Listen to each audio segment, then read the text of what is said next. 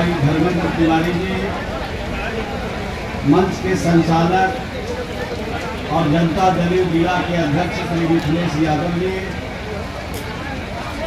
यहाँ पर माननीय मंत्री जी भी आए थे, माननीय सांसद जी भी आई थी, चली गई हैं, उनका भी भाषण आप लोगों ने सुना। और मंच पर विराजमान हैं हमारे लोकप्रिय विधायक भाई वीरेंद्र सिंह जी, यहाँ पर उपस्थित हैं उपाध्यक्ष लोजपा श्री मुनेश्वर पाठक जी, प्रदेश उपाध्यक्ष रालोमो श्री R.K. सिन्हा जी, राष्ट्रीय सचिव हल्के से डॉक्टर शशि कुमार जी, प्रदेश प्रवक्ता श्री वीर सिंह जी, प्रदेश अध्यक्ष महिला प्रकोष्ठ श्रीमती सीता शर्मा जी, मुख्यालय प्रभारी जदयू श्री सुनील कुमार जी, जिला अध्यक्ष लोजपा श्री सत्येंद्र रंजन जी, जिला अध्यक्ष रालोमो श्री रविंद्र राम जी, जिला अध्यक्ष हम श्री सुनील शर्मा जी, जिला प्रभारी जदयू प्रताप रंजन जी, प्रदेश सचिव श्री भूपेंद्र पटेल जी, जिला अध्यक्ष जदयू श्रीमती मंजू वर्मा जी, श्री पूर्व जिला अध्यक्ष जदयू श्री राम किशोर वर्मा जी, पूर्था विधानसभा प्रभारी श्री शत्रुघ्न पासवान जी, प्रदेश सचिव जदयू सत्यदेव कुशवाहा जी, श्रीमती रिंकू देवी जी, कुशवाहा जी, शर्मा जी, पटेल जी, टूटू शर्मा जी, वंचित रघुवंशी जी और मंच पर बैठे सभी एनडीए के सभी सम्मानित नेतागण। मौसम का मियाज तो पहले गर्म था, अब मौसम का मियाज शाम होते होते ठंडा हो गया ना। और भी भाषण का भी माहौल नहीं है, लेकिन जितना देर आप कहिएगा उतने देर भाषण करेंगे। और जोरदार ताली सुबह बजा दीजिएगा तो हम अपना भाषण खत्म कर देंगे। बहुत सारे मौसम की स्थितियों का आकलन करते हुए बहुत सारे लोग, कार्यकर्ता, प्रमुख साथी लोग हमारे चले गए। यहाँ पर उपस्थित है सभी हमारे एनडीए के प्रमुख साथी और इसके अलावा प्रेस और मीडिया के सभी प्रतिनिधिगण भी यहाँ पर बैठे हैं। कहाँ से बात शुरू करें? जितनी देर तक यहाँ पर हम बैठ करके लोगों की बात सुनी है, उससे ज्यादा हमारे पास स्टॉक में कुछ नहीं है।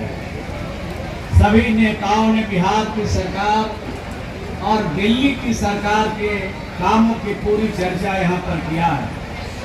और आप जो बैठे, नीचे बैठे और खड़े हैं, जो लोग चले गए, उनको हमसे ज्यादा मालूम है जमीन की सच्चाई के बारे में, लोगों के खिदमत के बारे में, लोगों की सेवा के बारे में कि 20 साल में बिहार की सरकार और बिहार के लोकप्रिय मुख्यमंत्री जी ने क्या क्या किया।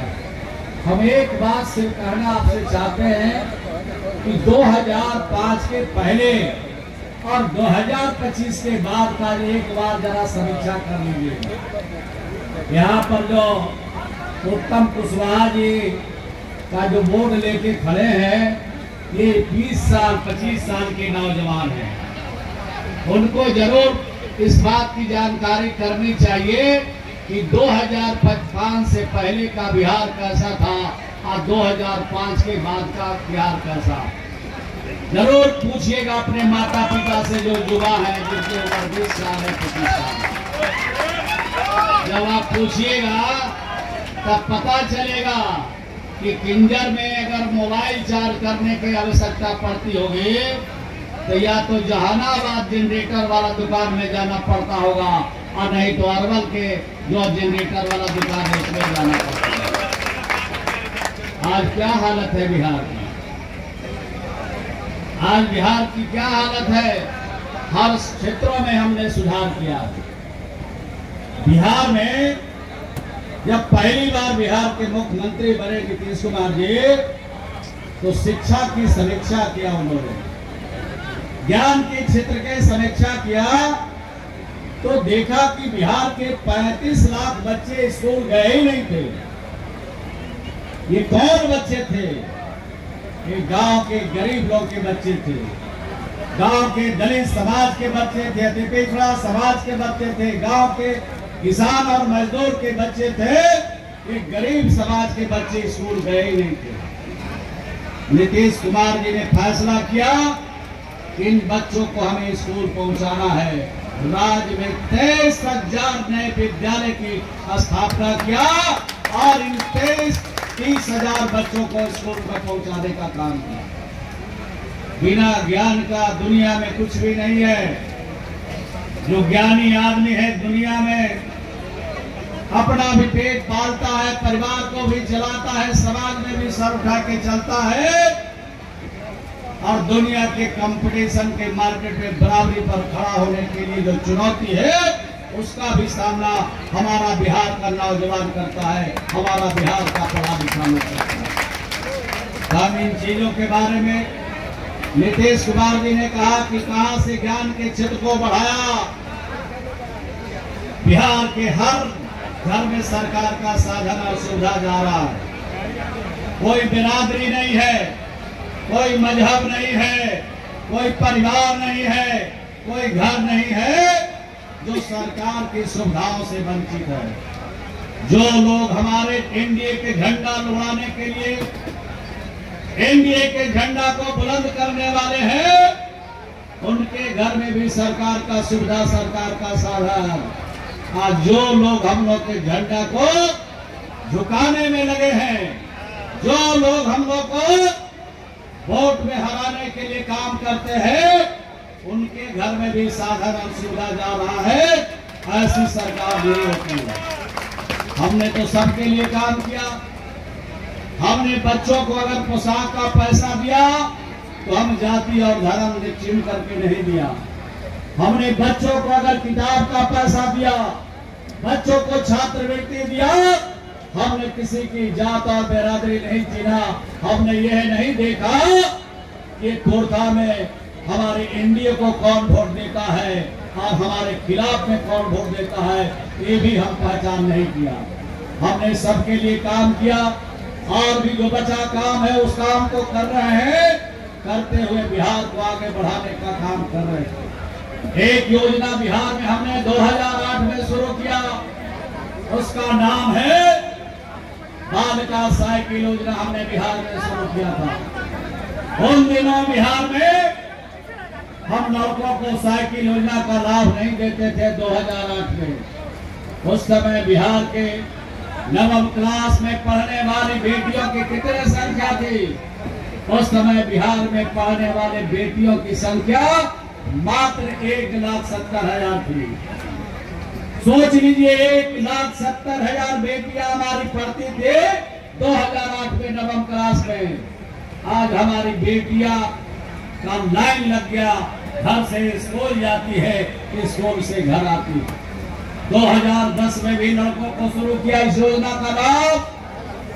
सरकारी स्कूल में पढ़ने वाले बेटे और बेटियों को ये दे रहे हैं। बिहार में कितने बच्चे सरकारी स्कूलों में पढ़ रहे हैं?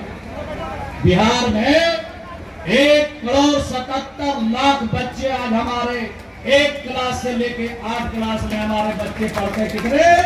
1,77,00,000 बच्चे पढ़ते हैं। और प्राइवेट स्कूलों में कितने पढ़ते हैं बिहार में? मात्र 30 लाख बच्चे प्राइवेट स्कूलों में पढ़ते हैं। यानी 1,77,00,000 बच्चों को सरकार की इन सुविधाओं से हम लैस करते हैं। आप सोच लीजिए, ये गांव के स्कूलों की हालत क्या थी? गांव से बाहर अगर कोई गिरा पड़ा भवन दिखता था तो समझ जाते थे या तो ये स्कूल होगा और नहीं तो अस्पताल होगा। इन स्कूलों की हालत बदली, उनकी तस्वीर बदली और देश का पहला राज्य बिहार है जहां 1,20,000 शिक्षक एक बार बहाल होता है। इतनी बहाली देश के किसी राज्य में नहीं हुआ है। ये काम करके हम लोगों ने दिखाया। तो आप सोच सकते हैं ज्ञान के क्षेत्र में बिहार को हम लोगों ने कितना आगे बढ़ाया और भी तेजी से बढ़ाने का काम हम कर रहे हैं। इसी प्रकार से राज्य को आगे बढ़ाने का काम करते हैं। जीविका की दीदियां तो बेचारी चली गई, जीविका की दीदियों के लिए भी काम कर रहे हैं और ये काम बिहार में 2006 से चल रहा है। और 2006 से 2025 तक अभी तक हमने जितनी जीविका का समूह बनाया बिहार में, कुल समूहों की संख्या 11 लाख के करीब है, उससे भी ज्यादा है। और कितने परिवार को हमने शामिल किया है? 1,40,00,000 परिवार से ज्यादा को हमने उसमें शामिल करने का काम किया। और इनको सिर्फ शामिल नहीं किया, इनको आत्मनिर्भर बनाया, इनको अपने पैरों पर खड़ा किया। 2 टाइम की रोटी के लिए, परिवार के किसी उत्सव के लिए, परिवार के बच्चों की पढ़ाई और दवाई के लिए आज उनको किसी महाजन के पास जाने की जरूरत नहीं है। ये काम हमने बिहार में किया। बिहार तो छोटा राज्य है अनेक राज्यों से, लेकिन बिहार देश का पहला राज्य है जहां 11 लाख स्वयं सहायता समूह, 1,40,00,000 परिवार को शामिल किया। और ग्रामीण क्षेत्र के अलावा शहरी क्षेत्रों में भी लगभग 4.5 लाख परिवार को हमने उसमें शामिल करने का काम किया। कितना काम इनको दिया, कितना मौका दिया, कितना आगे बढ़ाया। कृषि के क्षेत्र में हमने 38,26,000 से ज्यादा जीविका की दीदियों को हमने कृषि के क्षेत्र में काम में लगाया। पशुपालन के क्षेत्र में भी हमने आगे बढ़ाया। मुर्गी पालन, बकरी पालन, गाय पालन, भैंस पालन के क्षेत्र में भी हमने जीविका की दीदियों को लगाया। लगभग 10 लाख नहीं, 11 लाख के लगभग जीविका की दीदियों को हमने उनको रोजगार करने का अवसर दिया। और सिर्फ हमने ये अवसर नहीं दिया, उनको रोजगार खड़ा करने में हमने टेक्निकल सपोर्ट भी दिया। हम समय समय पर समीक्षा भी किया और बैंकों से भी सहायता दिलाया। और बैंकों के साथ साथ हमने सरकार से भी सहायता दिलाने का काम किया है अपने इनको आत्मनिर्भर बनाने में। उनके जो बेटा और बेटियां हैं उनको भी हमने आगे बढ़ाया।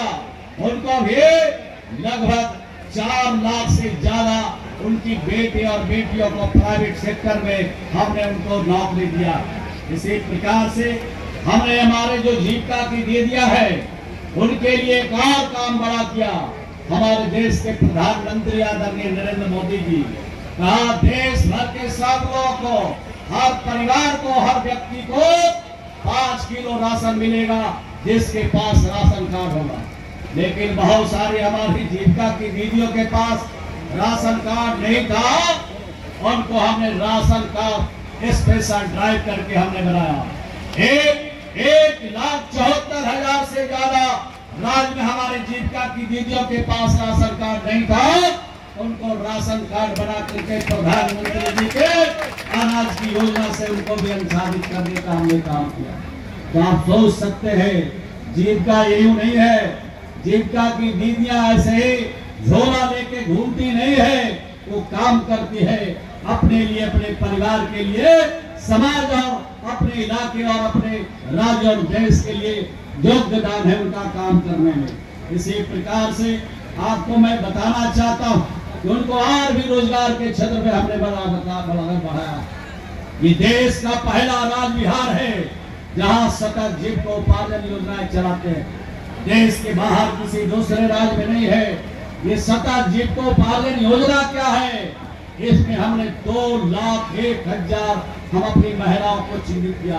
ये कौन महिला है? जो गांव के गरीब लोग हैं, जिनका कमाने वाला पति दुनिया से चला गया, घर में 2-2 बच्चे हैं, 2-2 वृद्ध माता पिता हैं, उनको 2 टाइम की रोटी के लिए उनके सामने अंधेरा है, उनको भी हमने चिन्हित किया। और ये चिन्हित करने का काम हमारा कोई अधिकारी नहीं करता है, हमारा काम करता है जो गांव में जीविका का समूह है, जो अध्यक्ष है, सचिव है, और हमारा ग्राम संगठन में जो सीएम होता है वो उसका चयन करता है। हमने 2,01,000 जीविका की दीदियों को चिन्हित करके उनके जिंदगी को संवारने का काम किया, उस परिवार को आगे बढ़ाने के लिए किया। राज्य के खजाने से हमने उनको 2-2 लाख रुपया दिया है उनको रोजगार करने के लिए। आज उनके परिवार में खुशहाली है, आज उनके परिवार में काफी उन्नति है, विकास है। समाज के मुख्य धारा में हमारा वो परिवार जो मिटने वाला था वो आज सर उठा करके समाज में चलता। ऐसा भी काम हमने किया और भी हमने काम किया है। जितना हमारा मेडिकल कॉलेज है राजभर में, जितना हमारा जिला हॉस्पिटल है, जितना हमारा मंडल हॉस्पिटल है, और राजभर में जितना हमारा आवासीय विद्यालय है, चाहे इंजीनियरिंग का आवासीय विद्यालय, अल्पसंख्यक का आवासीय विद्यालय हो, चाहे अति पिछड़ा का हो, चाहे हमारा दलित समाज और यहाँ पर आदिवासी समाज का जो भी हॉस्टल है, सब में खाना बनाने का काम हमने जीविका के दीदियों को दे दिया। सफाई का भी काम दे दिया और पूरी तरह से सफाई का भी काम, और वहाँ गरम गरम खाना और अच्छा खाना बना करके रोगियों को भी खिलाने का काम करते हैं। इसमें बड़े पैमाने पर लोगों को हमने रोजगार दिया। ये काम पहले बम्बे का, दिल्ली का, ये कलकत्ता का